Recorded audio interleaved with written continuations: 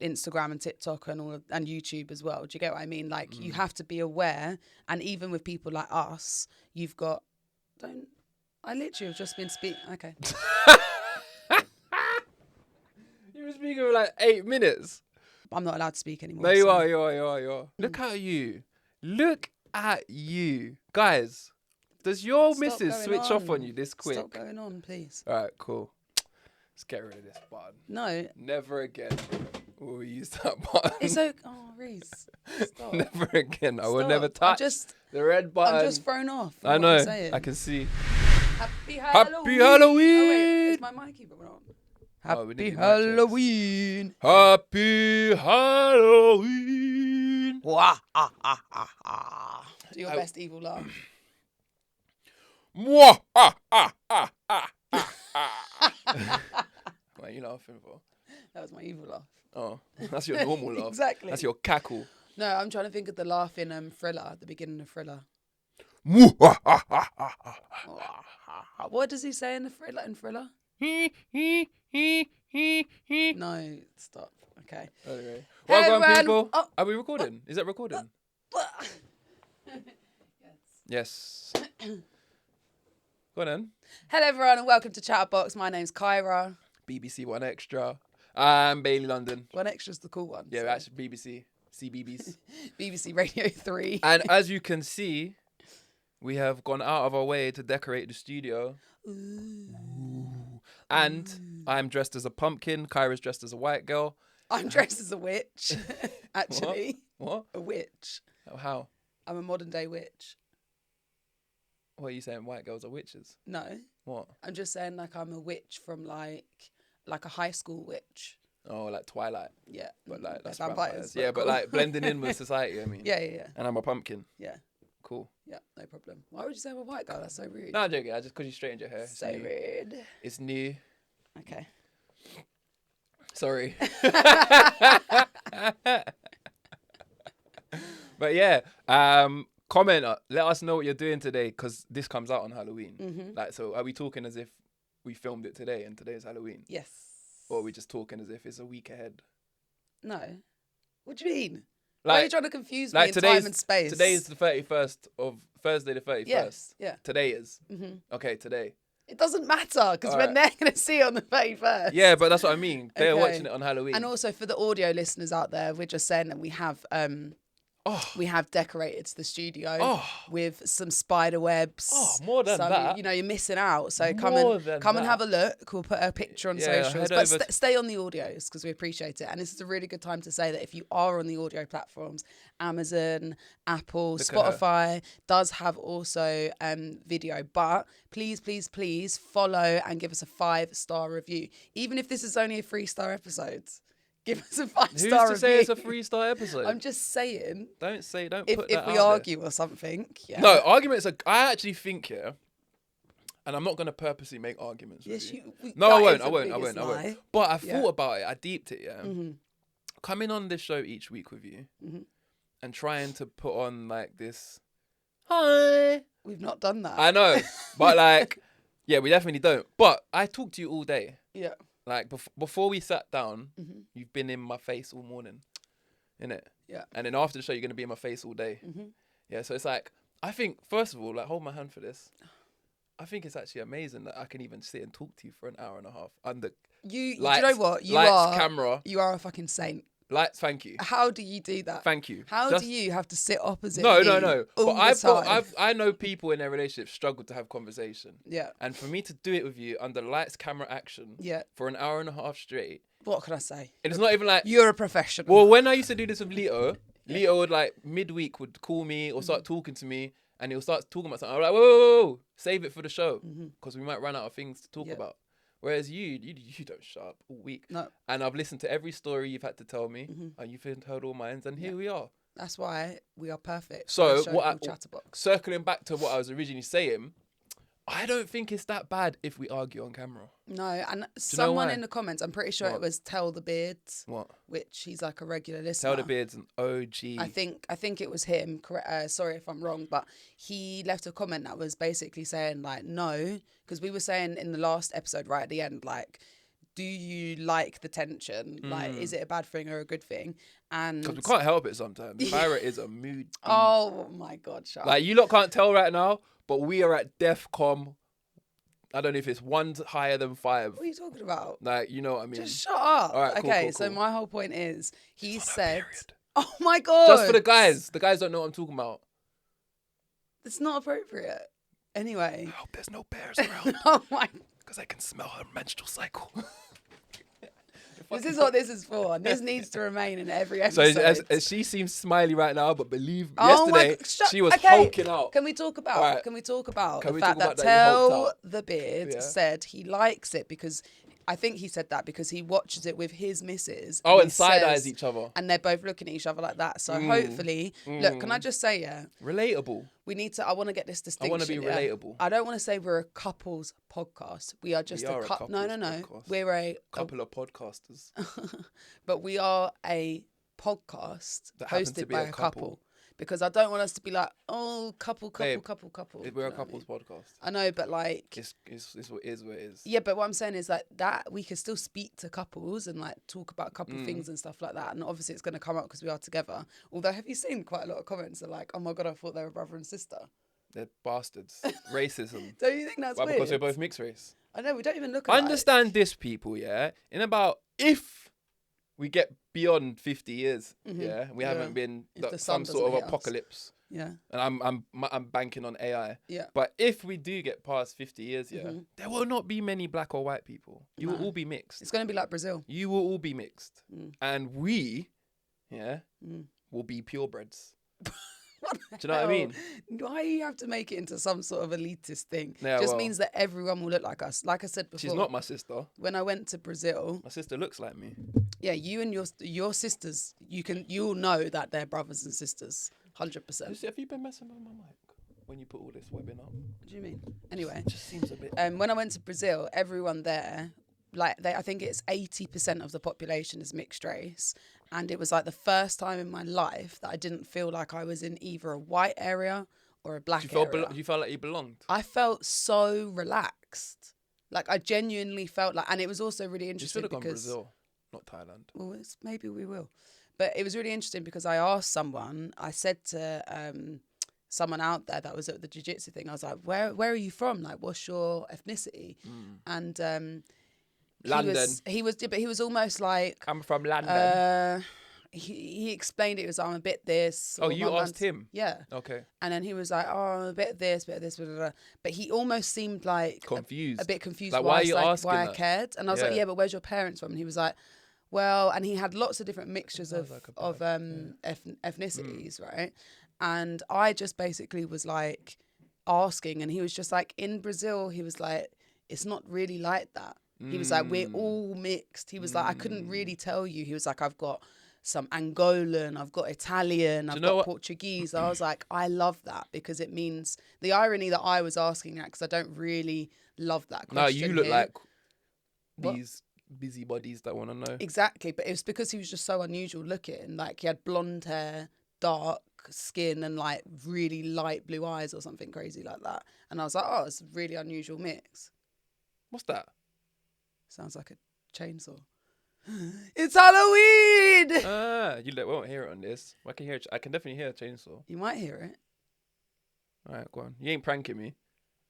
Hey, you ain't got it in you like that. How do you know? If you ever start prank calls with me, you will. I only didn't prank Leo back because I actually believe he's a bigger kid than me. But I'm definitely a bigger kid than you. You lot took them pranks way too I didn't far. do anything. I was a victim. What was I gonna say? I saw something on TikTok or something the other day, yeah?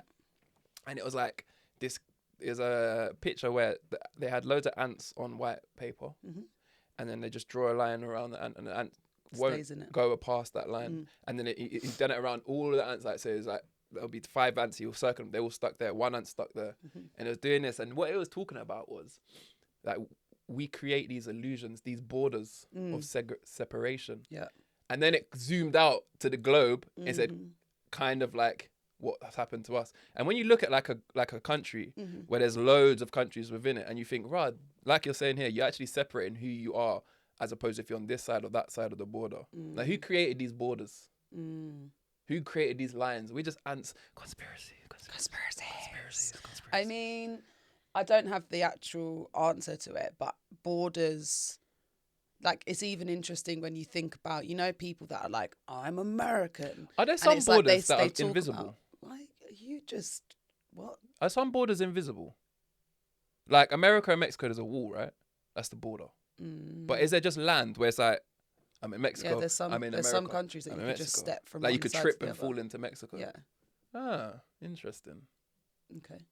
But yeah, what I was going to say is that it's interesting thinking about that in terms of the fact that you've got countries who are so patriotic and like they say, you know, we discovered America. And it's like, how can you even say that? If people were there, you didn't discover it. It already exists. And like even just that. And did you know that, you know, they talk about Christopher Columbus, who's meant to have discovered America. The explorer. He actually didn't land in America. He landed in like, I don't want to get this wrong, like factually, so I'm going to get dragged, babe. But I'm pretty sure say it with your chest. I'm pretty sure he landed in somewhere like Cuba or like somewhere that was not America. How would you know until somebody's created these borders and said this is what it is? Well, because they had native people to that country. They had Native Americans. And it's just like, it's just mental to me that they're just like, this is our country. And they really, really, really, really, really believe it. But I'm like, but we're all immigrants. Like, we all travelled everywhere. And do you get what I mean? And I just think it's absolutely mental. How can you say you discovered somewhere that was already someone's home? Do you know, yeah? That's mental. You know how everyone's doing their ancestry? Look at sending in like a little DNA and then get your ancestry thing, yeah? Do you know that all of that whatever that company is called, all of the people have left. Yeah, you told me. Yeah, and the owner of it is married to the owner of owner of Google, something else that collects data, and that the reason they all step down, conspiracies coming up, is because they're doing something unethical with the data. Well, now they have your actual DNA data. Now they can actually predict your illnesses and sell them to you. Oh, so they're doing it big pharma. Yeah. It's all, collecting all your data collection, all the adverts on your phone, but like, you might have certain XY cancer. Go and get checked. You have got it. How did they know I've got it? Well, I sent my nans into Ancestry. Well, you're in the system now. I'm not. Well, I'm not. I'm not. My nan is. They could probably find you from that info. Finishing up, I'm sure we'll loop back round to conspiracies at some point. Diddy's. I'm joking. I'm joking. Diddy to the end? We can't leave Diddy until the case is coming up. We're going to be talking about this. This is our modern day OJ trial, you know. Okay, but can we? I wasn't around for OJ. Fine, but can we leave Diddy to the end? I was born 1989. Okay, can we leave Diddy to the end? I'll chuck it in whenever I feel good and ready, actually. Back to Halloween. So last year we had a Halloween party. Sick. And it was such a good party. Sick. We did a Halloween games night because if you don't know, Bailey and I love a game. We like to host games nights. Yeah, we do. And we just like... And I always win them. I've taken myself out of them. My friends always say that, like, they're literally like, Kaira can gamify anything. Like, they'll say, like, I'll be somewhere and it'll be with a crowd of people, and then all of a sudden I'm like, right, we're going to play a game. Because you're a teacher. So you treat people like children and herd them. You're just constantly, like, throwing out things, aren't you? That's not an insult. Well, it is, actually. It's an observation. No, it makes me sound like a dick. So it's an observation. It's not.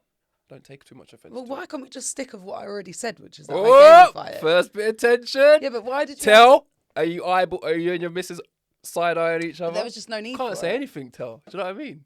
You treat people like children. All right, you lead the conversation then. Anyway, so yeah, like, we was having this games night, and Kaira can like gamify anything. Yeah. So like, we had this awesome games night, and it was on Halloween. Did we mention? Yeah. Similar decorations, not the same. These are actual separate decorations that we've included in our studio. No, they're not. Are they the same decorations? They're the same decorations. Are you sure? Yes. Are you sure? Yes, I bought them. Oh, remakes. Free. We've got free uses out of them then. Good. Good. Good to go. Good. Was you going somewhere with that story? Oh, was you going somewhere? No, you told me to fill in. Okay, cool. Because you needed to collect yourself. No. From a comment. I'm just so happy to be here. All right. Look, we're back. So Halloween. What is your favourite Halloween memory? My favourite Halloween memory? My favourite Halloween... Well, I've only ever, like I like to get dressed up at Halloween, which is kind of annoying that we're not dressed up today. You're a pumpkin. Well, yeah, I'm a pumpkin, and you're a white girl. But I like to go all out. Like, I'd say this is minimalistic. I do like to get dressed up. And one year I went as the Joker and I had this makeup artist come and I had the whole outfit. I remember. I think it was pretty sick. And then I went out in London. So that was kind of sick. A good memory as far as Halloween memories go. Yeah. Well, your best Halloween memories are from being an adult, not a kid. I don't really have many kid memories other than going trick-or-treating. But I don't have like a memory. Like no creepy old man dragged my friend into the house or anything like that. Would that be a good memory? Because that would be a memory. I'd be like, be stand out is what you mean. Do you remember? I've got two Halloween memories that are like stick out to me. Go on. My first being before my little brother was born, right? So I must have been either 5 or 6. And it just really sticks out in my mind because, you know, my mum was young when she had me. And I wonder if she even remembers this. But she was young and, you know, she was working a lot and she was busy. And I remember this particular Halloween stuck out in my mind because I really wanted to go trick-or-treating. And I didn't really think that my mum would have time and we didn't really have money to buy like a new outfit or whatever. But I remember she bought me this like Frankenstein headdress. So it looked like I had a screw going through my head. And then she did my makeup and like made these little clothes, like cut out some clothes for me. And it just really sticks in my mind as like a really like close memory of me and my mum. So like Halloween always makes me remember that. But and it was at the time it was just me and her, which always sticks in my mind as like a nice thing. And then we went out trick-or-treating together. But the second thing I remember, which I think is quite funny, is that when my little brother was younger, shout out Dre, we lived, at the time we must have lived in like Elephant and Castle, so we weren't really going trick-or-treating on the Aylesbury. Yeah, it wasn't really the vibe. What's the Aylesbury? The Aylesbury estate. Is that where you lived? Yeah. Alright, cool. So we weren't going to be going... Is that a posh area? The Aylesbury? Yeah. Opposite Burgess Park with the tower blocks. Park with the tower blocks. They've knocked it down now, it's so bad. Okay. Yeah, the Aylesbury's like, I think it's like the second biggest estate in Europe or something stupid, or it was at the time. So yeah, it wasn't a nice area to be going out trick-or-treating really. So then what my mum would do is we would drive to like Dulwich. Oh, that's what we used to do. Yeah, so we would drive to the nice areas. Yeah. Right? So my mum took my little brother out trick-or-treating. That's crazy. And then obviously at these houses are like big houses, they're decorated all outside, whatever, and you've got the mum at the door and they go to Dre and they're like, "Oh, your outfit's very good." He's like, "Thank you." And then she's like, says something like, "Oh, do you live on the road?" Or like, "Oh, do you go to this school?" Or something like that. And Dre's like, "No, we come from Elephant and Castle, but my mum says that these houses have got more money." He baited it up. He baited it up. Yeah.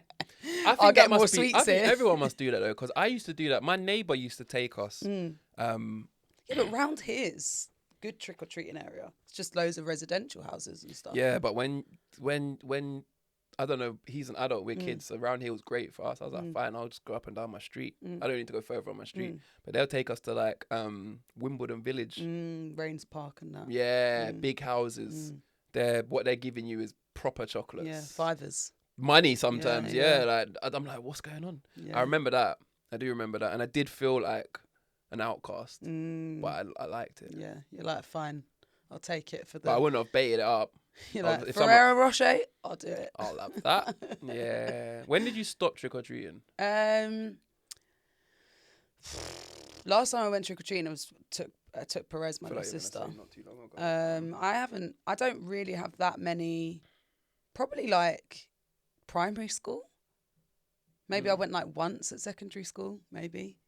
But I don't really remember. Then it was more about going to Halloween parties and stuff like that. I did win a Halloween party prize once. I was Minnie Mouse. Did you ever actually used to do tricks? Or was you just... Yeah, I used to. When I was little, we used to do silly string. Yeah.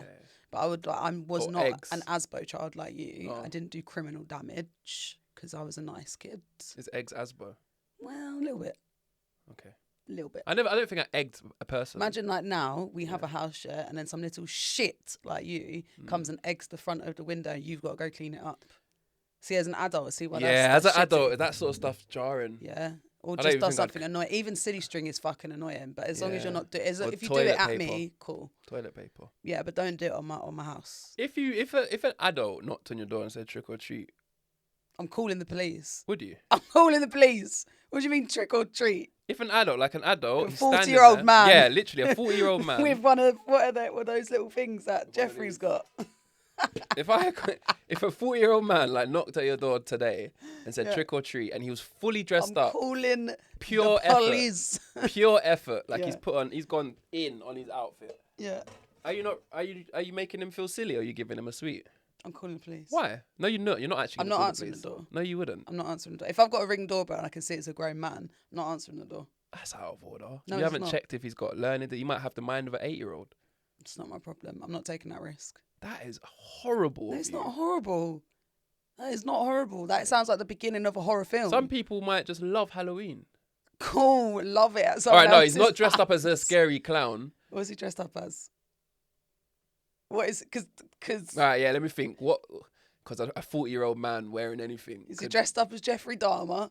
Bye. All right, yeah. Do you know what I mean? Yeah, okay. I'm not doing Actually, it. women, don't answer the fucking door. Any doors to 40-year-old men dressed up. Actually. Because if you are a 40-year-old man and you really want to go trick or treating, just take your nephew with you or something. Yeah. If you're like dying for it, go and take. You're dying for it. Go take a child with you, and preferably a child you know. That's deep, actually. I didn't think about that. No, that's scary. That is scary. Because he could fully be standing at your door with an axe, and you're like, oh. And no one in the street thinks that anything weird's going on. Ooh, do you see what I'm saying? Hiding in plain sight. Yes. I'm not answering the door, bro. Bye. What if, See you later, Steve. It's like a 40-year-old man, but he's a midget? Well, that's like... and he's dressed as Chucky. That's like orphan, isn't it? Are you going to answer the door? No, I need... If you lived in the house and you heard bing bong... Yeah. And you looked at the ring doorbell and you couldn't see anyone because he's a kid. Only because he's a midget and he's small. Yeah, I think we're meant to say small person. Or a dwarf. Yeah. All right, and then you like, can you move cameras on ring door? And you like... and you go down and he's like dressed as Chucky. He's like, trick or treat. Are you answering that? No. Are you scared of that? I'm scared of Chucky. Yeah. Chucky's actually the first and only thing I was actually scared of. As like my nan, when I used to live at when I used to stay at my nan's on Thursdays, and I think it used to Tuesdays and Thursdays or something, or maybe Tuesday till Thursday. She used to have in my room at my nan's house, used to have these like, I don't know what they are, like, what's porcelain or china dolls. Yeah. With just straight faces. I used to have them as well. You see them? Yeah. I think I had made her take them out because she used to keep them in that back room. But I was so shook of Chucky that those scared me. And if I walking around a door, this is why I don't watch horror films. Yeah.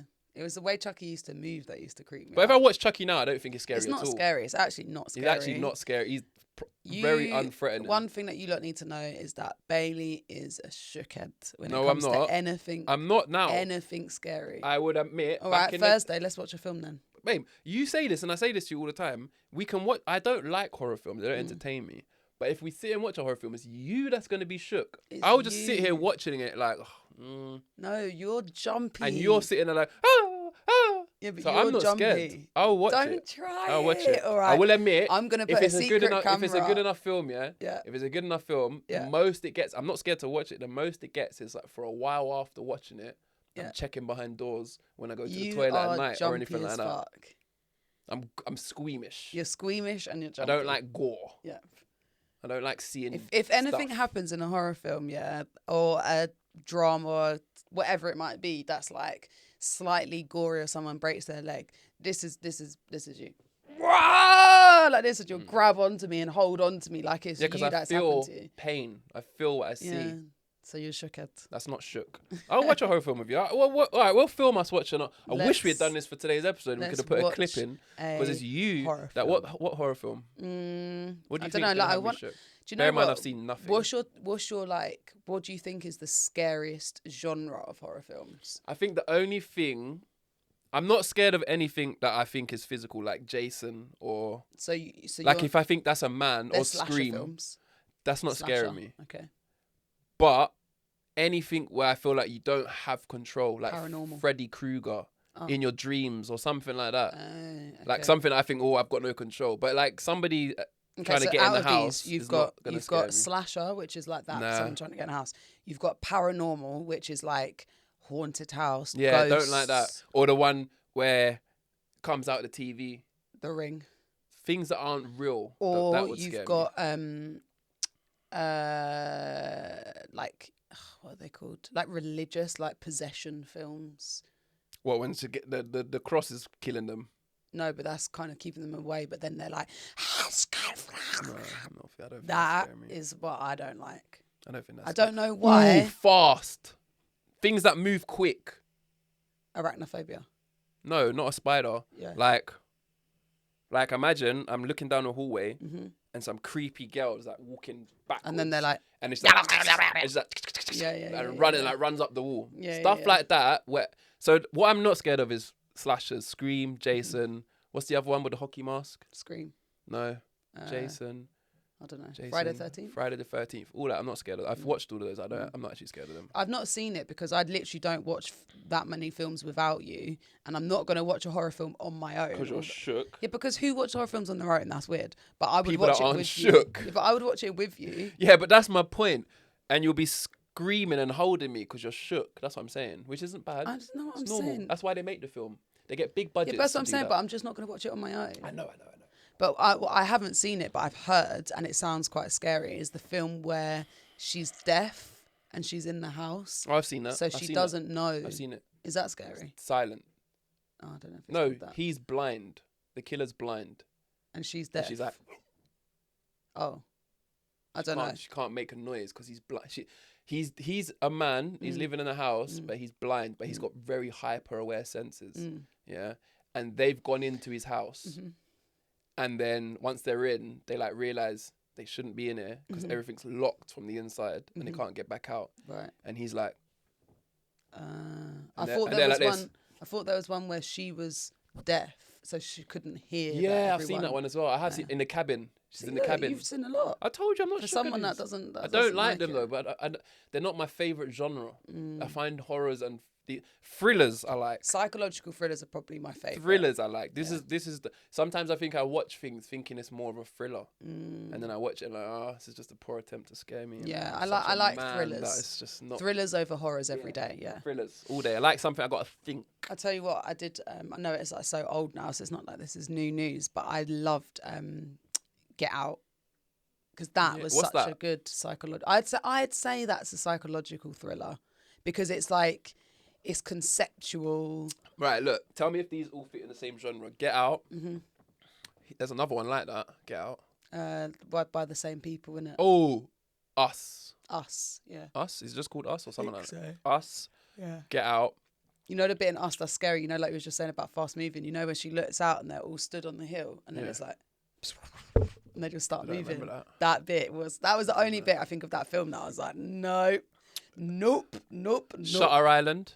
Are these the same genre? Banging film. That's what I'm trying to work out. Are they the same genre? I would say so. Thriller, sort of weird.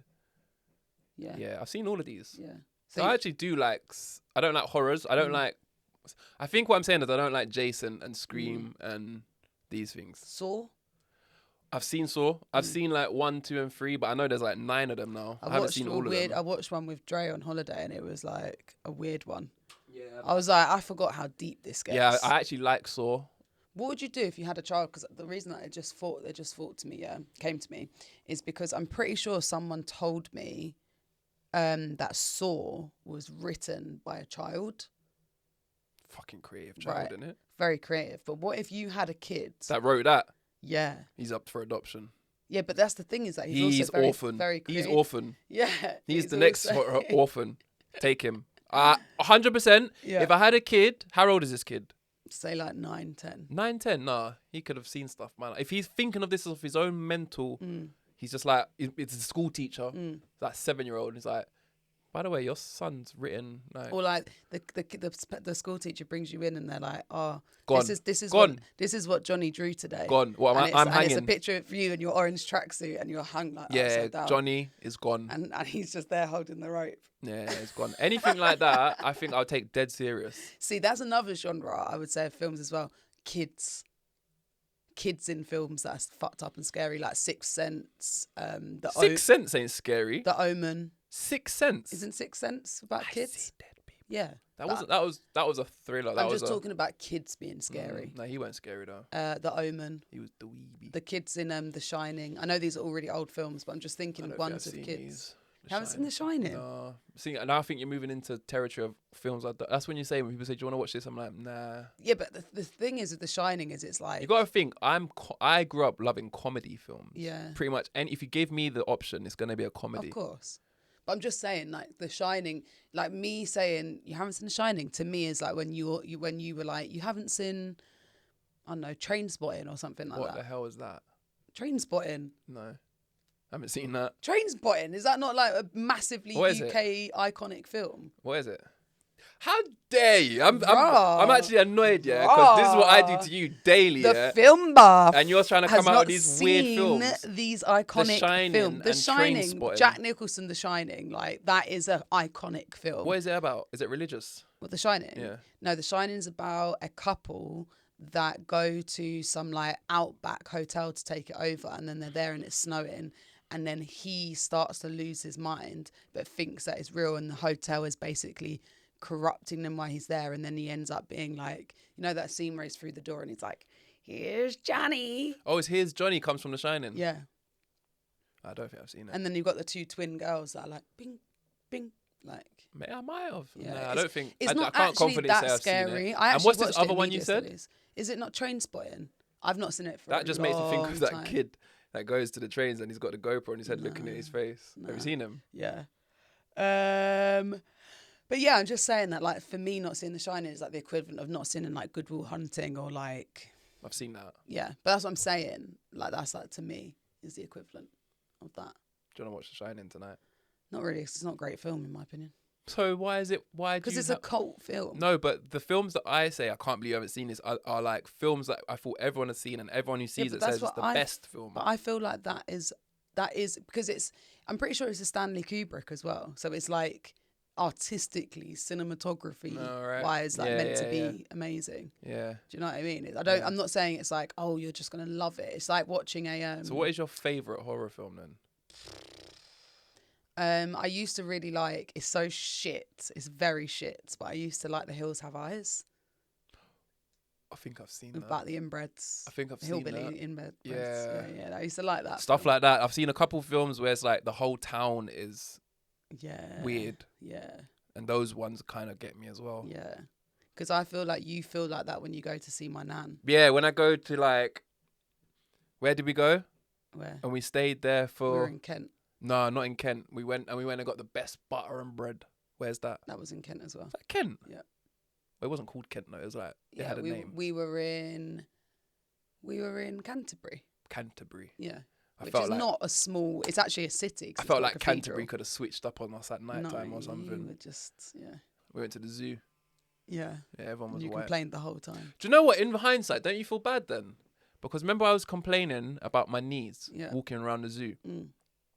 And it turns out I had a torn meniscus. Yeah, it turns out you just didn't go to the doctors. Yeah. Because you're a man. Yeah, but you was getting on to me. Me. Can I just say, men will wait until a bit of their body is falling off. Yeah, I actually having this conversation. Don't you dare. I was having this conversation with someone very recently. Yeah. Not me. But their boyfriend. Are you? There's several people. Are you trying to tell my story as if it's your friend's story? No. Right, cool. Good. That's what I thought you was doing. Why are you trying to out yourself? Well, I thought you was being clever. I'm not doing that, but there are several people, that I know who you speak to them and they'll be like, I just don't get it. Yeah. Like, literally, like my friends, she'll be like, and he's in so much pain, and he's this, and he's this, and he's this. And I'm like, I know, they just don't go to the doctors. Do you share my stories? No, but I'll say that you are the same. And they're like, what do you mean? What's he got? Yeah. And then you'll say nothing. It's secret. No, I don't say that. I'll just be like, Reese is the same. I don't believe you. Yeah, I've not told Why are you trying to bait yourself This out? leads into, a new segment I want to introduce. Cause I just said it to Shay, and it's something you thought of a while ago, and we just never done anything with it, yeah? I want to introduce a segment to the show called Don't Say Anything But, which is where either we'll bring in stories to start it off, but hopefully they'll start contributing too. You know when Don't tell anyone, but... Yeah. So everyone's always like, your friend tells you a secret, says don't tell anyone. You're like, cool. I'm definitely not going to tell anyone. Then you're gonna go home and it's like, all right, don't tell anyone. But so now I'm going to tell you the story, but you're not supposed to tell anyone. And I want to bring these stories to the podcast. So no one of our friends is going to tell us any secrets. That's cool. So that's what I mean. We'll rinse out ones all we have. Yeah.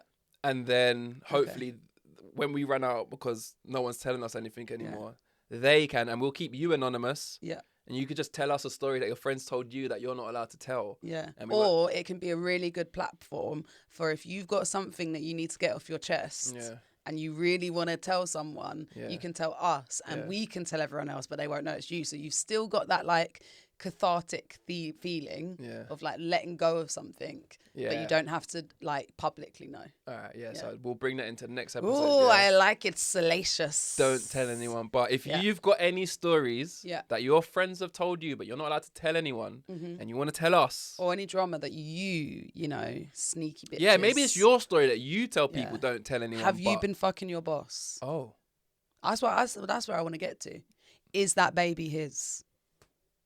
Like, I want to know deep stuff. Deep. It don't have to all be deep. It could be like my friend's dating this guy, but she has a penis and he doesn't know about it. Oh, was that nice? And I was just saying that the batteries are fully charged. Hello. Yeah. Anyway, don't say anything but. Don't tell anyone but. Oh. You need to get this right. Don't tell anyone but. Yeah. Or don't say anything but. I think don't tell anyone, but that's what you would say, isn't it? Yeah. Don't tell anyone else that I'm telling you this. I'm not allowed to tell you that. Yeah. And we just. Yeah. Cool. Yeah. So have you got a secret to share? I don't. Shay said she's got a few, and she said she'll send me one because she said she's got a WhatsApp group. I have. She said, "Let me look." Wait. Don't tell anyone, but other day. She said, "Where am I sending it?" Wait. She said, "Where am I sending it?" All right. Go on then. So I'm about to say my secret. You go do that. Tell your secret while I wait for this. Don't tell anyone, but. Is this your secret? The other day, what? I put through an avocado at Tesco as an apple. That's dead. Because you still paid. Unique. You still fucking paid. And they're probably the exact same price. That's salacious. They're probably the same price. And I was there like putting it through. No, it was a little bit more cheaper. Do you ever steal from Tesco? No.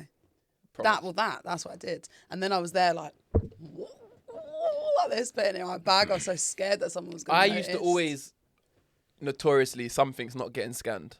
Always. Until the Tesco that I'm always going to is the one on Brixton Hill, because that security guard. If anyone goes to the small Tesco Express on Brixton Hill, okay, this is for the South Londoners out there, you will know what we're talking about. That security guard is acting as if he owns Tesco, the way that he is on it. Yeah. Like, honestly, I've seen him say... And I think because once he caught me trying to put through 2 pain au chocolats as 1 pain au chocolat, he's never left me alone. Like, he's on like, me. There's the thief. Yeah, he's on to me. I'd say he's like... He seems like he's like Greek or something. Yeah.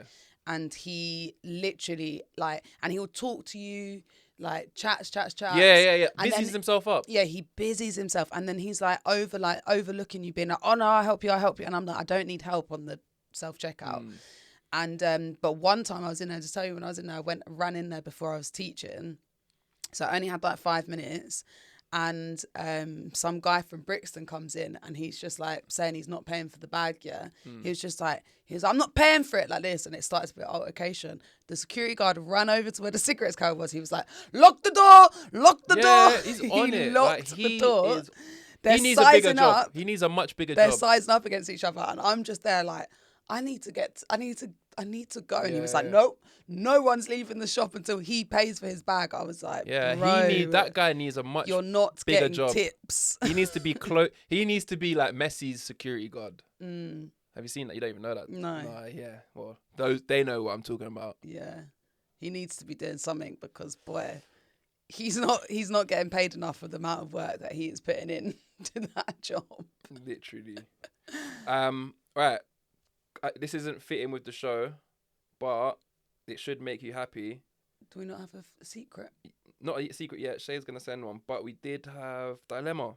Ooh. I don't know if at the end of this you tell me to bleep you out. Yeah, just give them a different name. All right. I'm going to call you... Well, I don't need to call her anything, do I? Thank you. You know who you are. S.A. That's your initials. So you know we're talking about you. This is your dilemma. I think it'd be better if you read it as well because you read better than me. And I actually haven't read it. I skimmed the beginning, so it might be pointless. But I know we got a dilemma.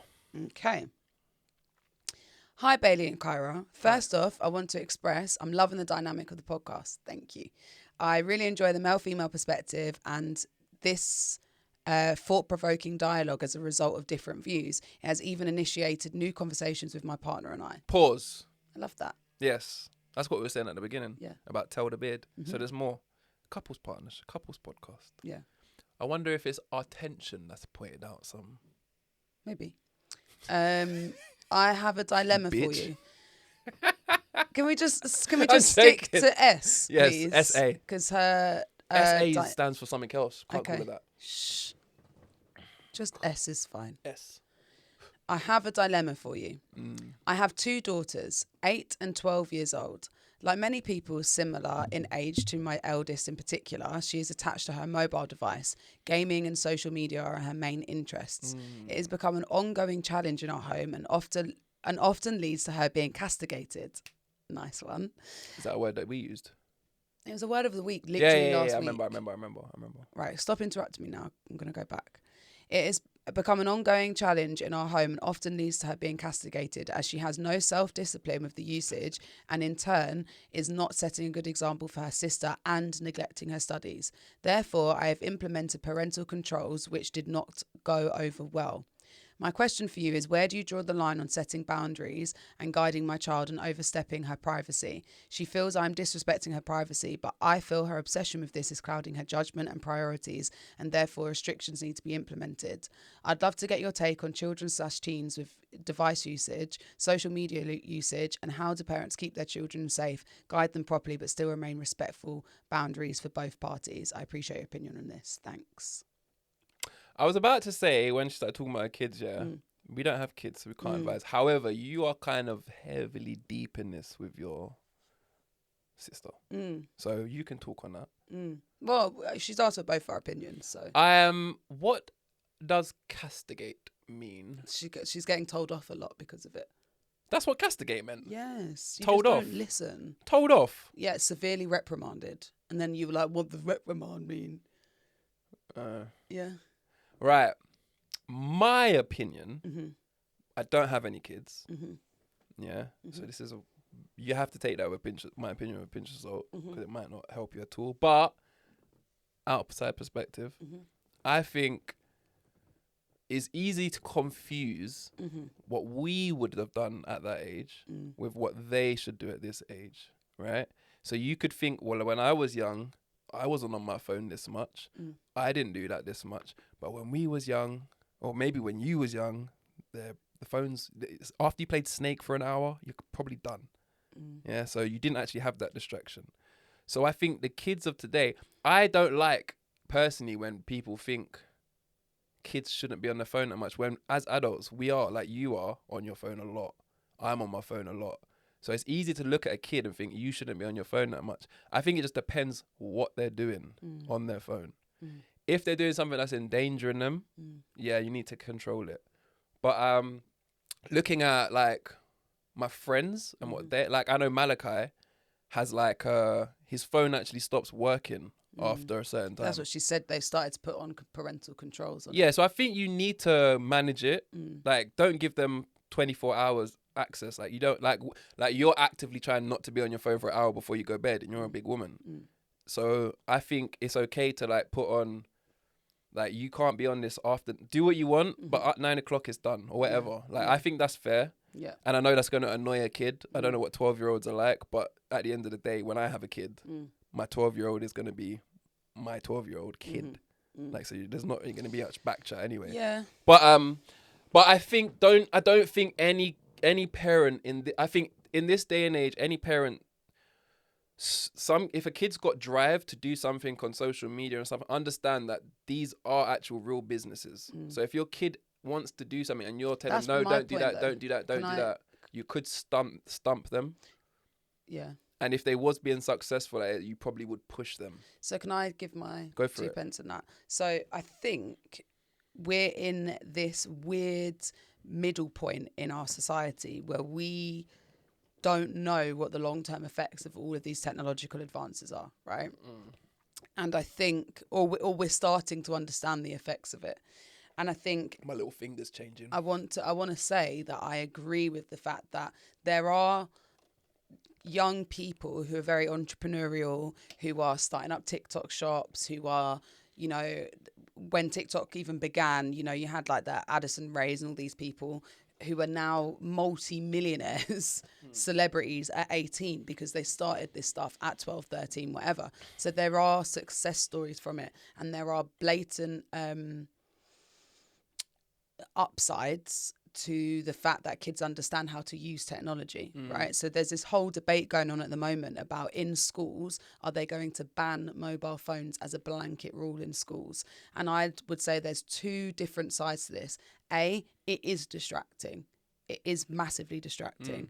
But can we be like places like China where they're actually encouraging kids to use technology because they understand it is the future? Right? So there's 2 camps, and I think it needs to be as a parent, you need to have like a really safe way in which it's done. However, I've not read it, but there is a book called The Anxious Generation, which is talking about how most children now and young adults have got developed anxiety because never before when we were young, and I get this all the time as an adult, were people able to have constant access to you. Right? And people having constant access to you means that your anxiety is higher because you feel like you have to respond. Like, for example, if you were, 40 years, like our bodies were not made to be on alert all the time. Like we're not made to be like that. We've developed technology that has that, but our bodies were not made for that. So for the fact that like your friends, you can have WhatsApp groups that are going ping, ping, ping, ping off every second. Then you got something else on Instagram. Then you got something else on TikTok. And it's like everything is demanding your attention. Your phones and apps and social media were created algorithmically or whatever it is to hold your attention. Yeah. Something isn't right with that. Do you get what I mean? Yeah, like all apps are designed to keep your attention. Exactly. Like if you come off an app, they're gonna do things to change it to keep you there. So what I think about that is that like what she's saying in this dilemma is that she thinks it's distracting her from her studies. It probably is. Yeah.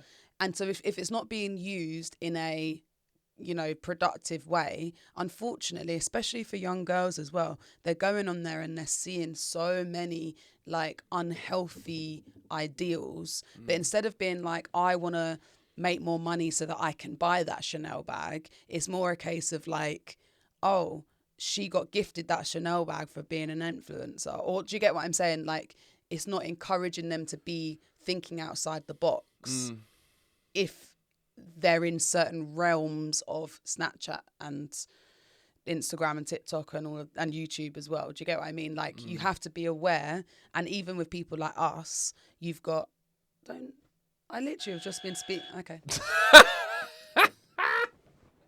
You were speaking for like 8 minutes. I'm not allowed to speak anymore. No, you are. Do you know that China, yeah? The only reason I'm saying it is because I was waiting to talk to you. I just wanted to fully answer our listener because I appreciate. I wanted to say something about what you said, but like I'm getting agitated because you've gone so far. Because you don't listen. I'm not allowed to interrupt. Right, so let me interrupt you. Yeah, do you know in China, yeah, they actually don't show them the stuff that we see. Yeah. And if you're not did you? Yeah. I'll say the whole point then, because I don't know it fully. Because you know it, because you're about to teach it back to me. No, I was gonna tell you what I knew. Look at you, guys. Does your missus switch off on you this quick? Stop going on, please. All right, cool. Let's get rid of this button. No. Never again will we use that button. It's okay. Oh, Reese. Stop. Never again. I will never touch the red button. I'm just thrown off. I know. I can see. The summary of it is that it is really, really tough. You come from a different generation. We all are struggling for exactly the same thing. My little sister's 13 years old. We're having exactly the same issues with her. I personally think we have we have not developed enough to understand how dangerous the internet can be for young people and their mental health. I genuinely think there's a connection. All good. I think there's this connection to bad mental health. In my opinion, you can say your opinion. That's my opinion. I think that it definitely is making young people more anxious because we can see the effects on us as adults. So if it's happening to us, it's definitely happening to young people. One thing that I would say is point of advice is that because you've got an 8-year-old and they're going to continue to grow up as well, you have to stay knowledgeable on what's happening on the apps. My mum doesn't know how to work Snapchat, which means she can't check Snapchat. So she didn't have my little brother. It would be really difficult. So you have to keep knowledgeable, keep the apps yourself, even if you're not active on them, so that you can keep them safe. And when she says you're not respecting her privacy, sorry, you're in my house. The privacy is for me to keep you safe. That's what my opinion is. What's yours?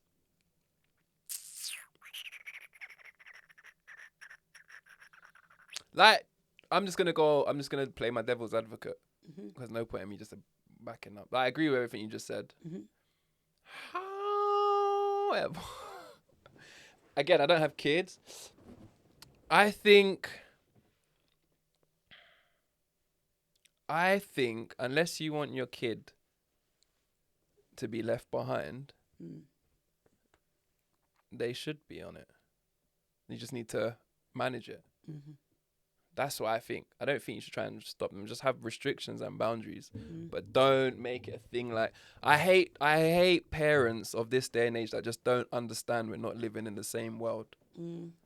And like, I get it. There's a lot of horror stories and things that go wrong, but like, I feel like that can be avoided with guidance. I think people who are just left to their own device, literally to their own device, yeah, it's a danger of where it can go, who they're talking to, what they're doing. But like Kaira's saying, if you're like, see us, we're going to be like quite down with the kid.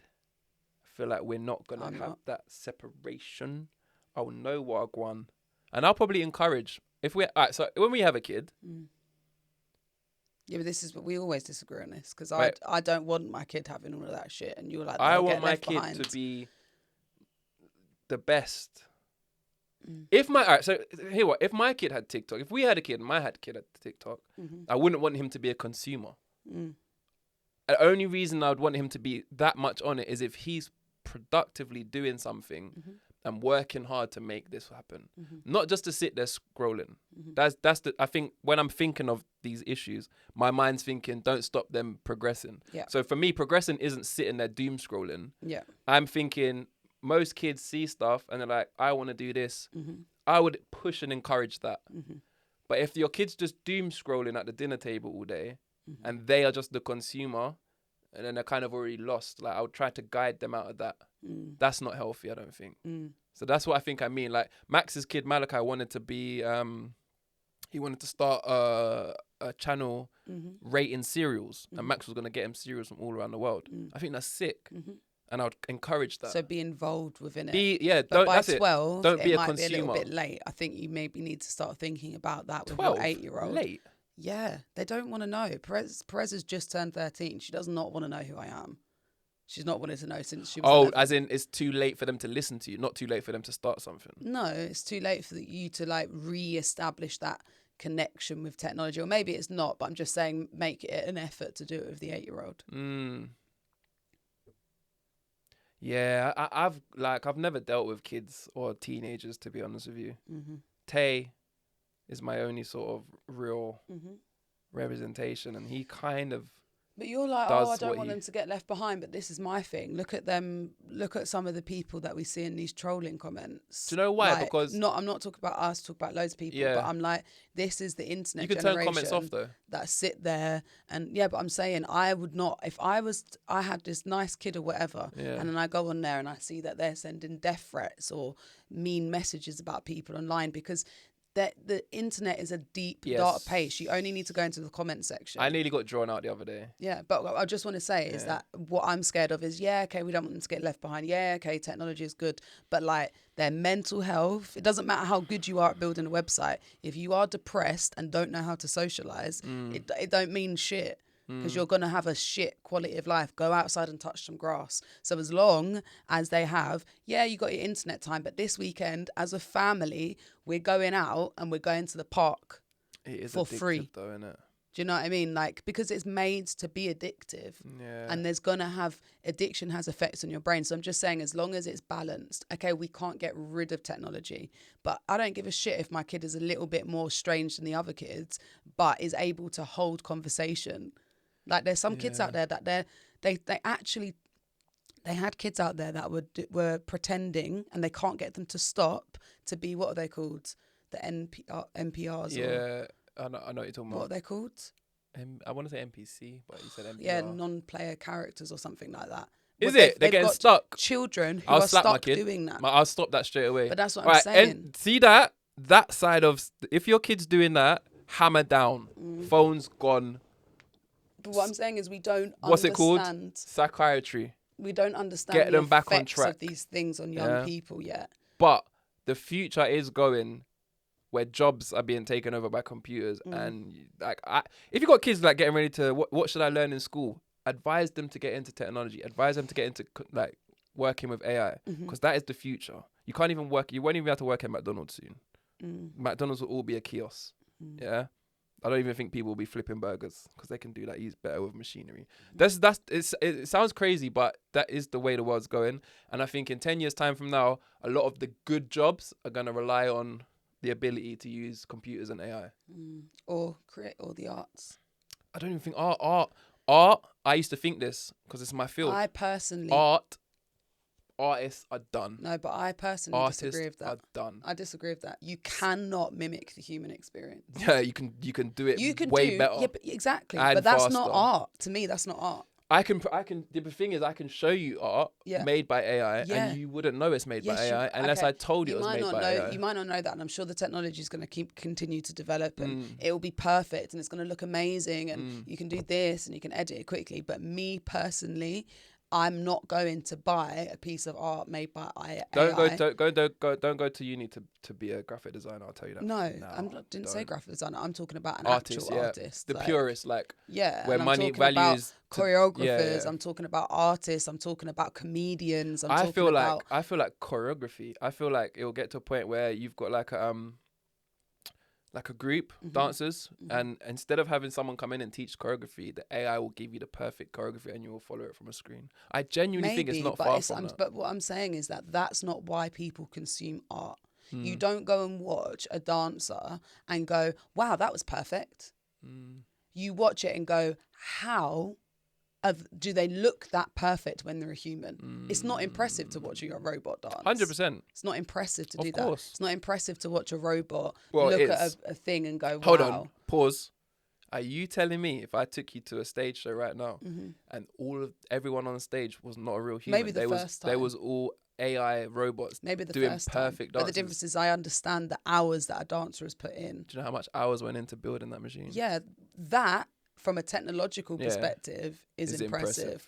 But that the art of it to me is not impressive. But what I'm saying is I'm not arguing that real fine art, like authentic, of course. And something that's about the human experience. Of course, but I think that would be just as valued as we value an antique now. Do you know what I mean? Like I could bring you an ashtray, or I could bring you an ashtray from the 1970s that was molded from whatever, and that's going to have way more value. However, here's the ashtray we're all using now, and there's no point in molding those anymore because you're not going to get no money. You might as well just buy the AI. That's how I feel AI is going to take over the world. And things like dances and choreography and real art will be things that we hold of value. Like, this was when it was authentic. However, the people born then don't give a shit because this is what they know. Maybe. Do you know what I mean? I'd like to think that that's not the case. Sorry. No, but I'd like to think that we are able to still have some sort of consideration for the human experience. No, we will, and it'll be in museums. This has made me feel very depressed, this conversation. I'm sorry. This is so reality. Depressing. We're nearly there. Have you seen Tesla robots now? Yeah, it's so depressing. And we're making jokes, about like iRobot. But it's like happening. It's so depressing. If we was in a film right now and you started watching it, you'd think, how did they get here? Like, didn't they know? We know it's happening. We laugh about it. It's gonna happen. It's gonna happen. Yeah. Question is, if we can afford it, will we have a Tesla robot? As long as it cleans better than Cleans, folds, cooks, does everything that we don't want to do. Well, you'd have no use for me, would you? So. Well. No, because they're doing that as well. So I'm sure you will. I wouldn't. If you got a female robot, I wouldn't. There would be I no would me always on this enjoy podcast. the authenticity. No, you wouldn't. Of my female body, human body. Yeah. Yours. Yeah, but specifically yours. Okay, but I feel like that's a lie. No. What, you think I'd rather a robot over you? If you had a robot that looks like me, actually, well, if it looks like you, talk like you, walk like you, I'd rather just you. No, if you had a robot that looked like me but had a bigger bum, bigger boobs, and I don't know, can I feel that it's different? Quicker to get ready. Everything feels the same, and what, get rid of you? It cooked and it cleaned. Because remember a couple of weeks ago, why did you miss me? Oh, because the house was a mess and because I didn't get fed and I didn't have sex. Guys, so if the top things. Pause, guys. Let me finish. Have you noticed? Yeah, I struggle to make compliments because my compliments are shadowed with whatever she hears. Because your compliments are, I missed you because I didn't have sex. You cook and you clean, not because you're general. When did I say all that? When I came back from holiday. That's what you said. I said I missed you because I couldn't have sex and no one cooked and cleaned. Yeah. I said that. Pretty much. Are you sure? That was the summation, yeah. Is that how you heard it or was that how I said it? You can have a look. I need a VAR of that. All right. Anyway, so my argument is that if there was a robot and it did all of that, then but this robot doesn't have feelings. You can turn it off. You can press the red button when you want, and it agrees with everything you say. You're definitely going to choose that over me. What, for a sex or for a life partner? Fuck off. Yes, you would. You think I'm going to walk around with a robot? You would love for me to be like. All right, that's like me saying you Bailey. would you? No, would Bailey. you? If we could get a robot that looked just like me, slightly better, took you on dates. But this is what I'm saying. This is an upgrade. Took you on dates. Yeah. O2 upgrades. Didn't wind you up. Yeah. Done all the cooking and cleaning. Does he have your sense of humour? Washed the bathroom. Does he have your sense of humour? Would that make it better? If he has your sense of humour, I'm taking the robot. He's got my sense of humour. Yeah. He's got everything. Like you said, everything but me, but slightly better. Yeah. No emotion. Yeah. Is what you also said. Mm. Yeah. Are you taking that? No, because I want emotion. All right, he's full of emotion. Yeah. You can switch I'll have him. Switch him on. He's got real tears. I'll have him. I'm quite an emotional person. You would have him. I wouldn't have the robot. See, I want you. No, you're lying though. I would have you. I think you're lying. With all your flaws. You're lying because you just want to seem like the good guy. No, I would take you with all your flaws. All right. Sure. And I'll just have a pocket pussy. Ew. Disgusting. But that's going to be... We will be the generation of people that can't get our heads around the weirdos fucking those robots. But the future people, it will just be normal to them. They'll actually look at us like, you lot actually used to put your penis in a woman and risk catching disease. We still have to... Do you know what I mean though? Oh, you mean with sex workers? So now my mind's gone into... what's the film with Wesley Snipes and Rocky? Sylvester Stallone. Nope, Sylvester Stallone.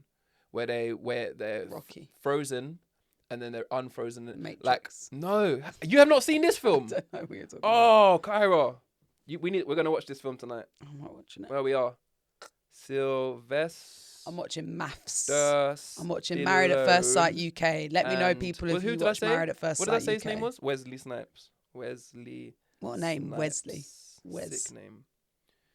Demolition Man. No. You've not seen Demolition Man? Look at it. Why is he dressed as Beetlejuice? Wait, no. Beetlejuice and fucking... I don't even know. No, it looks shit. No. He is let's call him a villain. In maybe it's like the 90s or something, 80s, 90s. He's a villain. And he's a police officer or whoever tracks him down. Yep. They're like enemies. He's Batman. He's the Joker. Yes. They catch him and they freeze him. I don't know why. I can't really remember why. I'd have to re-see the film. And they also freeze him. Yeah. It sounds so 80s. Right. But it's based on the future, yeah? And they're talking about freezing people now. Yeah. Yeah. Conspiracy. Conspiracies. Anyway, goes into the future now. I don't know, and I think the future in the film is around 2024. And then they get the hairdryer out, and then he gets broken out. Yeah, and then they unfreeze him to catch him. Yeah. And then it's them running around in the future. But now in the future, we live in pods and stuff, like cars are self-driven. That was a crazy idea when this film came out. Cars are self-driven. Yeah. We live in pods. Sex is a mental thing. Like, I put on a headset, you put on a headset, be like, orgasm. It is deemed disgusting to exchange bodily fluids. That's a fast way of spreading diseases. It's a caveman sort of behavior. So, like, when you're talking about these sex robots and stuff, it's not like when, like, you know, they say Simpsons predicts everything. These things, like all these things we saw in films, iRobot, Demolition Man, they all come into fruition. Yeah. Good use of the word there. They all come into fruition. So, like, even in those films, like, kissing was like, that's risky. Why would you ever do that? Yeah. Do you know what I mean? So it's like, I feel like the future, 20 years time from now, if this is how AI is now in 2024, imagine 20 years of this development. Maybe our way of living will seem cavemanish. Like, you lot used to actually exchange body fluids. I'm sure it will, but I think that this advancement that we've had in the last 20 to 30 years, basically the internet generation, I think I said this before on this podcast, we've developed quicker. The technology has developed quicker than humanity has. So there's going to be some sort of societal, for better word, tension. Is there a new film out where, like, you pick how you look? Don't know. Beautifuls or something. Perfects on Netflix. You saw it? Oh, Uglies. I've read the book. And what's that about? It's a teen book. It's about, from my vague memory of it, tampering with genetics. Yeah, it's about, like, basically some people are chosen to be the pretties and some people are the uglies. And it's just like a sci-fi thing. Yeah. But yeah, I don't know how we got onto that. Are we still talking about the woman's dilemma? Well, that's how we got there. Yeah, I was talking about. So we digress and get back. I think we've given 2 different opinions on that, no? Yeah, I think we've given 2 different opinions on it, but mostly it is a case that I think you have to be balanced. I think, yes, that's where the future is going, but we have to remember as humans what we need, and we need connection to each other, real connection. They've done all of these tests, which is like, everyone goes, oh, but if I don't have my phone, I can't speak to my friends. And, oh, but, you know, you're able to find new friends online. But they've done connections, like actual brain pathways. It does not create the same level as when you are in a room interacting with people. Getting likes goes, oh, little endorphin spike, but it cannot replace human connection and also connection to the outside world. And we don't do that enough in London, in this country anyway, actually going out and looking outside at the sky. Like the other day you were talking about this realization you had about the sun. You're 30 however old, and I've only taken the time to think about, you know, the sky once. Do you get what I mean? Whereas, like, when we're on holiday, there's a reason that we all stand and look at a beach and go, oh, I can breathe easy, because we're actually looking at nature. Do you get what I mean? Like, we're meant to consume those things. We're not meant to consume consistent blue light and consistent information and all of this stuff. When we go to Thailand, should we throw our phones away? Oh, I'd love to do that, but how are we going to do the podcast? Facts. Yeah, we've got a service to do, you know. Okay. I have something back to Halloween related. Oh, right. So here's one. What? What are you looking at? Just looking at your penis, your crotch area. Why? Because I was thinking about what happened to you at the gym. Oh man. You know, like, if something, tell me this, yeah? Kaira should have Kaira should have backed me here, Tell me now. And in future, this is what I'd like you to do in these How am I meant to back you So I've recently got 2 tattoos done on my thighs, yeah? I'll actually give you the backstory. Like, I denied it, but it was pee. What happened was, yeah, I had gone for a poo. So my trousers were down. Yeah. I'd gone for a poo. Yeah. I'd pooed and weed. As we've discussed, I'd poo and wee at the same time. Yeah. I can't believe you're releasing this information. And then I've stood up to wipe my bum, as we all do. You stand up? Oh my God. Before I move on, how do you wipe your bum? I'm still bent over. On the seat like this? Yeah. Like you just bend over? Yeah, because then you have the best access. I promise you, this is how I wipe my bum. And I'm only going to demonstrate this, yeah? Because I want to know if it's right. This is how I wipe my bum. Oh, I get my tissue and normally fold it. Yeah. And I stand like this. Oh, okay. That is wild. What? That is wild image. That's the only way to get it clean. Okay. When you said stand, I thought you meant like upright. Up straight. No, because then your cheeks will clench and then you're gonna have. I need to keep it all set. Okay. So I'm just like too this, much. and when I'm white, I go like this. Yeah. Anyway, only reason I'm telling you that is because in doing what I did, look, my pants is here. Drip. Okay. I dripped into it. Yeah. A little drip. Why is there a drip? Because I haven't shaken it out. Grow up. I hadn't shaken it out. Anyway, so it was really embarrassing for me because. How is this embarrassing? It's embarrassing for me. Because I was like. All right, so we're in the gym, the jiu-jitsu gym. That is not like a public normal gym. So we're all quite friendly, quite close. I've just had that close. I've just had 2 tattoos done on my thighs, and a girl said, and one of the girls at the gym said, "Can I see?" So I pulled down my trousers. And then on the boxers was no, but they weren't even boxers. They were like the what they called spandex things they wear underneath. Shorts, yeah. But regardless, there was a pee stain. There was a pee stain on it, and I was so embarrassed for everyone involved because I saw her eyes flick to it, and then was like, "Look at your face." And then look down at the tattoo and she's going, yeah. And he's there going, yeah, chatting. And I'm like, it wasn't even a quick flash that it could have been mistaken. I just kept it for a while because we spoke about it. Then he said that I should have saged it. And I'm like, what was I meant to do? Yeah, you should have made a joke. The only thing I could have said. I would much rather someone in that instance say, pee stain, and then I would have laughed it off of everyone. Rather than I've pulled my trousers up and I'm not part of the joke. I want to be part of the joke. I was so embarrassed. I have to be part of the joke. I was so embarrassed. In future, make a joke. Okay. Like at my expense. But at that moment, and let me do what I do best and roll with it. Yeah. You know what I mean? I'll probably deflect it to somebody else. In my head, I was like, make a joke. But the only thing that kept on coming to my head was pissy pants. That would have been perfect. And then I thought, then I would have laughed. Then I would have, and then I would have said, oh, it's because, blah, blah, blah, blah. Rather than everyone just disperse and make their own stories. And then she's gone home and been like, oh my God, it's so embarrassing. Did you see pissy pants? Anyway. Yeah. What was I actually talking about? I don't know. I just said I've got a new thing to tell you. No, I was telling a story and then you laughed about. No, you said, what was I looking at? And I said, I'm looking at your crotch area to check you've not got pissy pants. What was I talking about though? I was saying you was on your phone. Oh, dilemma. Okay. Not dilemma. Apparently, it's a. So she said a lot. It's a. Don't tell anyone. Don't tell anyone, but I don't know if this is a don't tell anyone, but. Because the way she said it. I'm going to let you read it again because you're good at reading. Okay. So it's not an don't tell anyone, but it is a dilemma.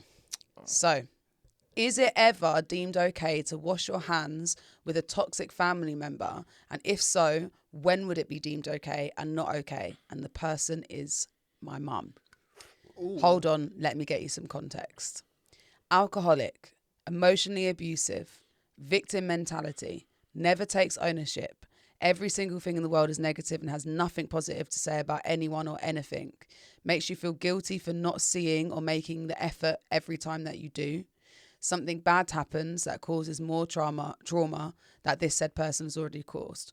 The dilemma would be, this person gave birth to you and you love them, but mentally you are so brain dead from their words and actions and them not taking accountability for things when you bring up things that were said. Then they have a guilt complex because it's family that you have to keep putting up with it. The question to debate would be, when is it okay to let go? Should you let go? And how many more times should you keep trying? Sounds like your nan. Not so bad. Not as bad as... Not your nan's not as bad as, because your nan's not alcoholic, but like I don't know. Sorry if that offended you. But yeah. Do you know, when I listen to that, I feel like it's sad that that's some people's reality because I've never had to deal with anything like that. It's very draining. I can imagine, and that's why I say it sounds like. The only reason I said that is because I maybe just like one or two of the things was like I've seen that with you, and it's like you can't just not keep being there for her, even though she's doing all these like toxic and the thing is, things. that's worse about it is that because it's not nice to be around them, you don't want to be around them very often. So then you're around them and it's not been very nice, and then you might not see them for 2 weeks because you're like, I just can't do it. And then it gets longer, and then they're more annoyed at you because you've not been there every day, or called them every day. But every time that you do see them, have a conversation with them, it stresses you out but the longer that you leave it for, the more angry they are at you, which makes the next time even worse. So it is a consistent But one thing vicious I'll cycle. say is you've never cut her out. No. So. But I wouldn't ever cut my nan out. Right. So this is the question they're asking. Yeah. I think maybe that applies double if it's your mum. Like, yeah, I think that's something that you need to remember, is that it is family. But I do think it gets to a point that if it really is affecting you, you need to have boundaries with that person. Yeah. Because, for example, you know, if you're on the phone to them and you feel like they're talking about other people, or you feel like they're really negative, then I think that the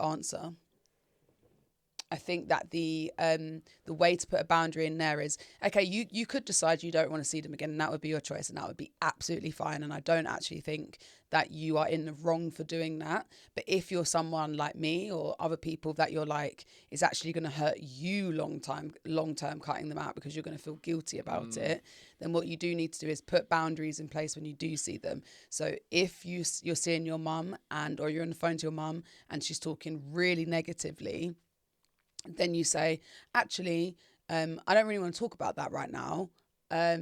And if you carry on talking about, you know, negatively about other people, I'm just going to call you back when you feel a little bit more positive. And then you consistently put that boundary in place. They're going to learn that if they want your time and attention, they've got to stick to your boundaries. And that's really the only thing you can do, because I've been there where I've tried to change that person. And unfortunately, you can't do that, because whatever's happened to your mum that has happened in the past, she has created this negative, you know, emotionally unstable narrative that she's consistently living. It's too late for you to do anything about that, in my opinion, if they're not going to go therapy or whatever. And on top of that, I would say, as in terms of the letting go side of it, I think like everything that you just described is horrible to have to put up with. Yeah, it is horrible. It's not nice. It's not ideal. It's not something you'll choose. However, nothing that you've said would indicate to me that you don't still love that person. They're just annoying and quite draining. Okay, but if they die, you're going to be sad, maybe. And I'll always remind you, and anyone actually who's beefing with parents or siblings or people, or even just somebody that you genuinely care about, is that when they're gone, some of these things won't even matter. That would just be the way you described their character, good or bad, but you loved them. And if you cut that person out and then they die, you're probably, I don't know, like this is for me personally, guilt. I think I'm trying to explain, if you cut them out and they pass away, how are you going to feel?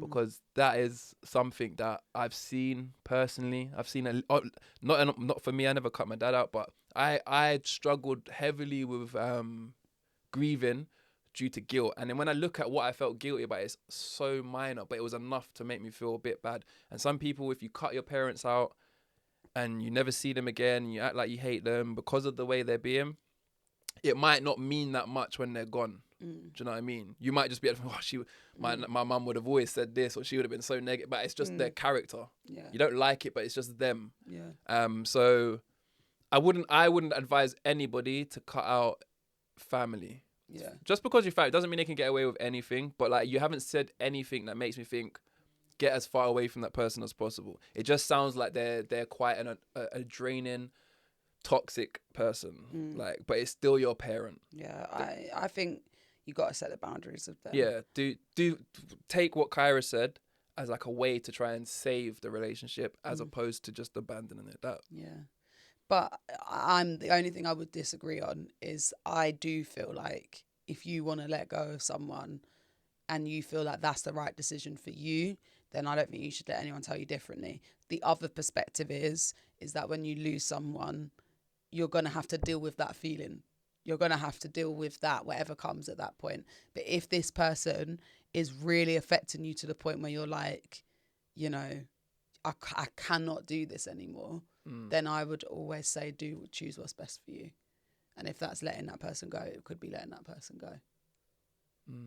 But that, you know, we're going to have different opinions on that. Yeah, we're always going to be different on that one. Yeah. But then, you know, it is. I just can't stand when I hear people say to me they don't talk to their mum. And reasons for like, why? Oh, when I met my girl, they didn't get on, so we beefed from there. And I'm like, nah, you're gonna regret that. Yeah, but pass me your phone again with the dilemma. Like things like that always. You gotta like put things into perspective sometimes, I think. And I think it's too easy to give up on somebody that you love. And I think that's because I also understand I'm saying this from a very emotional, my own feelings sort of way. But it's from also seeing other people and understanding, right, that could have changed if you wanted to, but it's too late.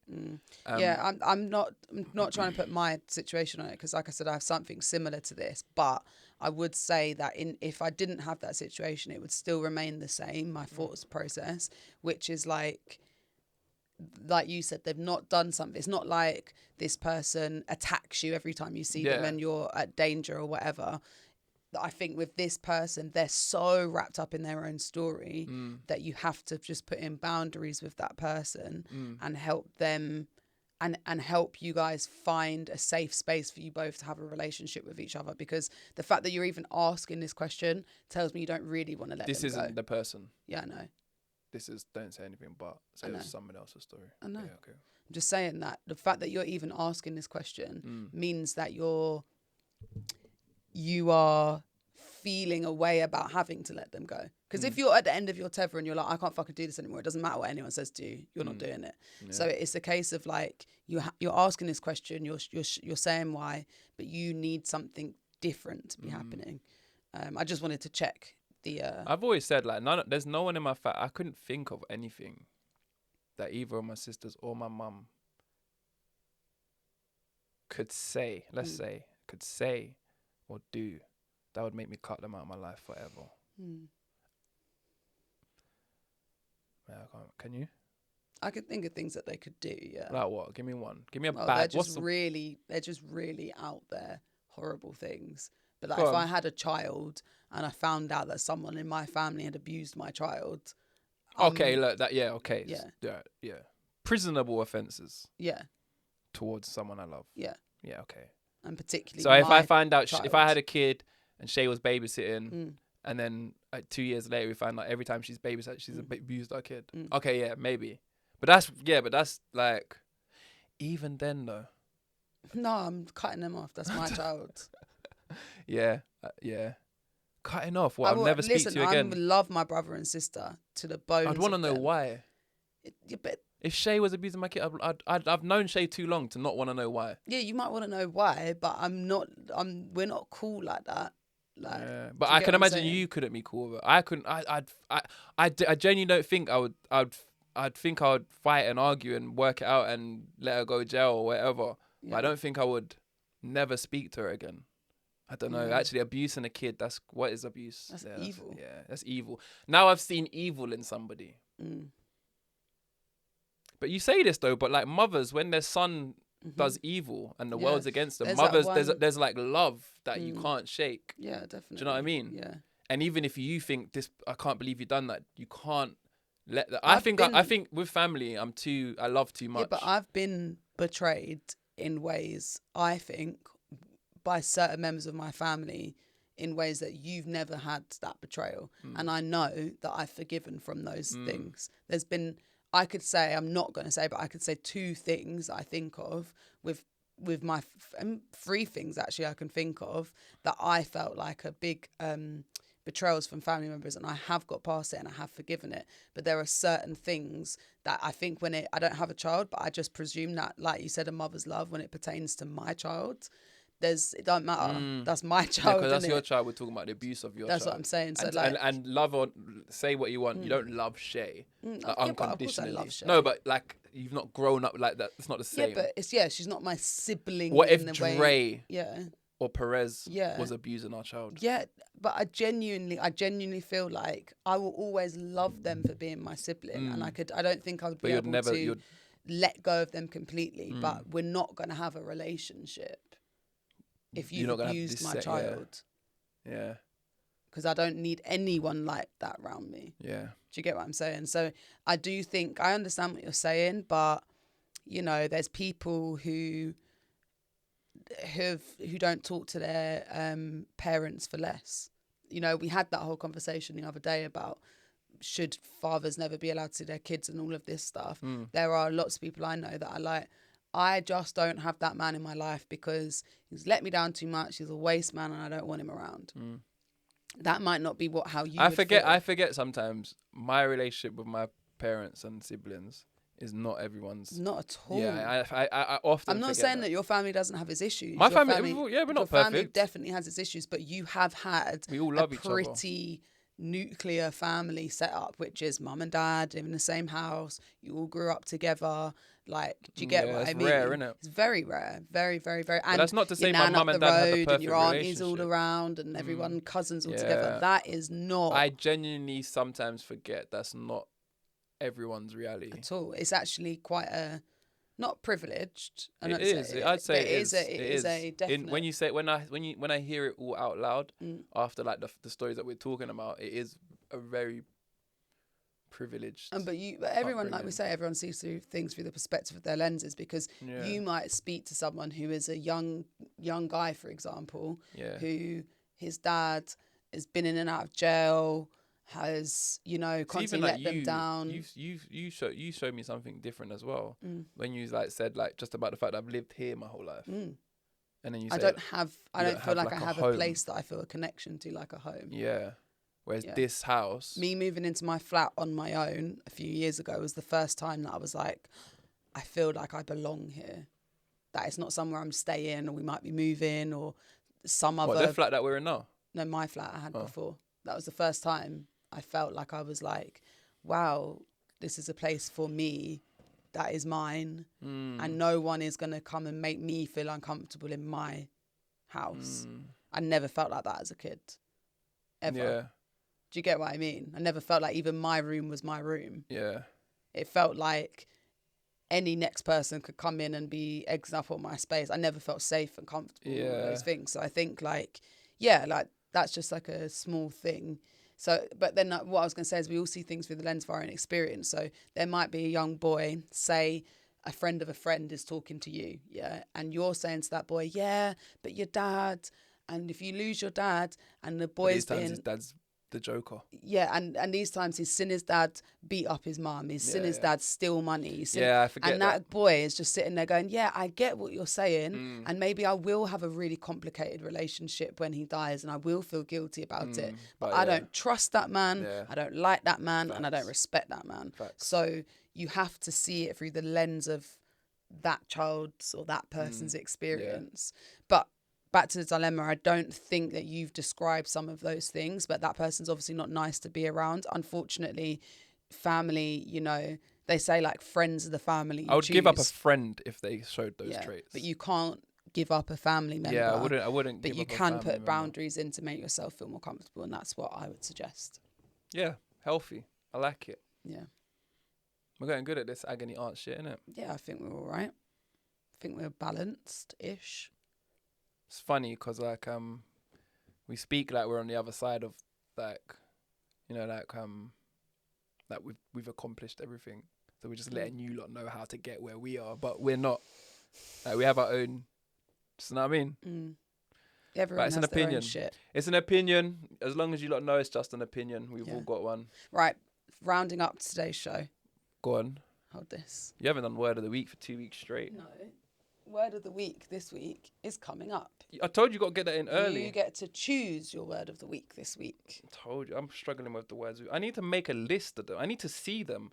Remember, I'm a visual learner. That's your do you know that? responsibility. Do you know that about your partner? Okay, so what do you want me to do? Write it on the board? If you want me to remember it, I'll do it. The word with a memorable picture next to it. So back to our Halloween theme. I thought we'd go through some of the weirdest and rarest phobias. Go on. To wrap it up. Go on. Yeah. So what do you think is the phobia of arachibutyrophobia? I don't want to say. That sounds racist. It is the fear of peanut butter sticking to the roof of your mouth. Say it again. Arachibutyrophobia. Arachibutyrophobia. I don't know if I'm saying it. I thought correctly. I thought that was straight Iraq. Okay. Something. All right. Go on. What do you think? Oh, this is what the last Dilemmas. fear of peanut butter sticking to the top of your mouth. Yeah. Fuck off. Now, this is what the last person that wrote in's daughter has. Nomophobia. Nomophobia. Nomo. Nom. No motivation. No mobile phone. Oh. Nomophobia. The fear of being Is that a real without your thing? mobile phone. Yep.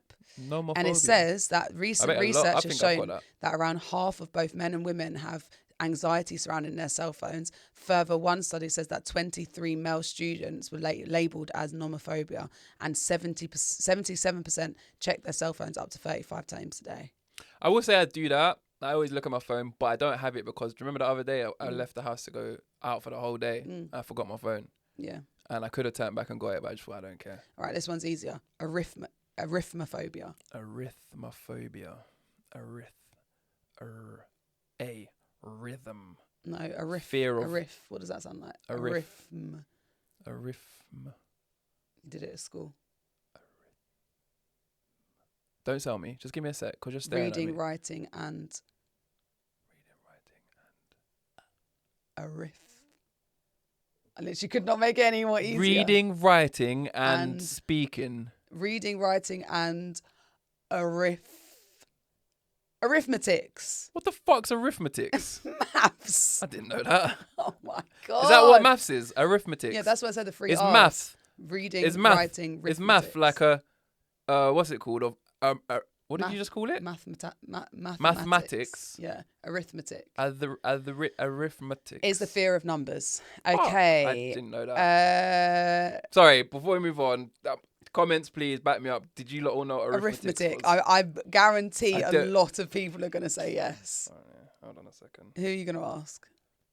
Who are you going to call? I don't think that this is the I just need to know. Why is he the boundary? I just need to know. I'll call somebody else. You can if you want. Call that person if you want. What, Max?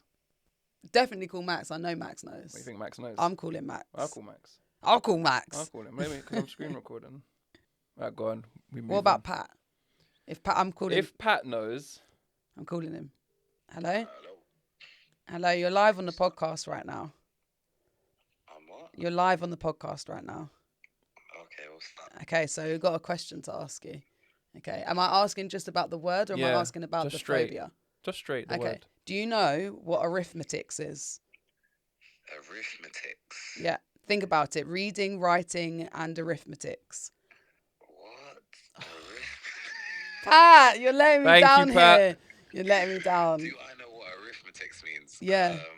I might just stall out and just check my phone quickly. Yeah, no, you can't. Like, no, check. That's it. All we needed. That's it. Thank you, All right, Pat. thanks, Pat. You let me down there. All right. Wait. Google's telling. Googling it. Calculations. Well done. Maths, you joker. All right, bye. How do you not know that? Bye. Well, I know you don't know that. See you in a bit, yeah? Definitely don't know. All right, bye. All right, cool. I just need something like that now and again. Just because sometimes I feel alone. Sometimes sitting next to you on the podcast, I feel a bit alone. It makes sense now. I bet. And if anyone asks me in the future, I'll know. I bet Max. Max has got a son who probably still has books that they don't say that. Arithmetics on it. Okay, all right. Anyway, but yeah. Next one. Xanthophobia. Xanthophobia. You wouldn't know what this is. It's the fear of the colour of yellow. Imagine being like, ah! You see this? Yellow. People actually have these. And when they say a real fear, are there people in this world that see yellow and see fear? Really? That's a phobia, yeah. Really? Yeah. Okay, this one's easy. You might be able to work this one out. Octophobia. Octopus. No, Fear- octophobia. Fear of the UFC. It's a Greek. Fear of octopus. Octophobia. Fear of October. No, Fear of Halloween. Just slow down. All right, go on. Think about oct. I've said about 6 different oct things. Yeah, but just think, what does oct actually mean in like Greek or Latin or whatever it is? What does oct mean? Yeah. Or like, what does hex mean? Hex is 6. Right. Oct is 8. Yeah. Fear of 8. Yeah. Fear of 8 is a thing. Fear of the number 8. Fuck off. Yeah. You're making these up. I'm not. So 1, 2, 3, 4, 5, 6, 7. you're okay. 8, you're screaming. What about this one? This one's funny. Optophobia. Optophobia. So think about opt. No, not op. Octopus. What do you... No. Octopus. No. That's octopus. Yeah, sorry. Oh, my God. What's opt? Optician. Eyes. Fear of eyes. Fear of opening one's eyes. I'm getting good at this. Right. Go on, Mom. So it's extremely debilitating, obviously, as it's hard for the individual to carry out daily activities without opening their eyes. It can be a generalised anxiety disorder. Okay, this is a good one. Globophobia. Fear of the globe. No. Fear of the world. No. Fear of roundness. Fear Closer. of... Fear of spheres. Fear of balloons. And what did you... Global? Globophobia. What's that to do with balloons? Globophobia is usually brought on by a traumatic experience with a balloon as a child, such as popping a balloon and being frightened by the nose. Or it could be linked to the fear of clowns. There's a lot of fears out there, isn't it? Oh, I like this one. Omphalophobia. Omphalophobia. I'm just going to tell you. No, let me guess. You won't. It has nothing to do with the word. No. Oomph. It has to have something to do with the word. You just haven't made the connection yet. Oh, I just don't know the Greek root etymology for it. Say it one more time. You're not going to know it. You have zero faith in me. You didn't know oct. Go on. Omphalophobia. Omphalophobia. Fear of flutes. Fear of belly buttons. I was near. I was getting close. No, you wasn't. Because I was thinking tunnel. People might even put a bandage over thinking tunnels. People might even put a bandage over their belly button to avoid looking at it. Are you listening to me? Yeah. My mind was going tunnel. Okay. Belly button is a tunnel. Last one. Let's see if you can get this one then. Vestophobia. Vestophobia. Yes. Fear of print. Fear of motorbikes. Fear of vests. Fear of no sleeves. Fear of arms. Fear of clothing. Fear of clothing. Yeah, you got there. Okay, but I know I said that was the last one, but I quite like this one. Decidophobia. Fear of making a decision. Yes. No, I've got this now. I'm in. All right. So, guys, I hope you enjoyed our Halloween special. Hope it wasn't too scary. If you have got all the way to the end of this episode, which is a long episode again, then please do make sure that you like, share, subscribe. If you're listening on any other audio platforms, please, please, please give us a 5-star review. We massively appreciate it. It just helps us get up there. I really want to be on a podcast chart. I just want to be on a podcast chart, guys. That's it. Yeah, all right? To see our little logo on the Spotify, like, what would they call it? Podcasts that are going up. Yeah, like on the rise. That's what we would like Rise to see. Rising podcast. So wholesome couple. Yeah, apparently. So please, please, please do give us a 5 stars on Spotify and Amazon Music and Apple Podcasts as well. And make sure you like, comment, share on this video too. Yes, and on this video. And also follow us over on Instagram if you don't already. And I think that's everything. That is... Oh, no, we haven't. If you do have anything that is a dilemma that you'd like us to answer, or if you would like us to... don't say anything, but... Yes, and you've got a salacious secret you'd like to share with us for Don't Say Anything, but then please do send in your stuff to... chatabox.contact@gmail.com. That's... chatabox.contact@gmail.com. Perfect. And we will see you this time next week. Might not be this time. Because you might be listening to this whenever. Yeah. But yeah. But we'll see you next week. Big up, guys. Peace. Do we want to do a picture? Yeah. And also, if you'd like to see the 10-minute argument that was cut out of this episode, sign up to Patreon. Yeah, let us know. We'll only be posting our arguments on Patreon. Some sort of weird kink.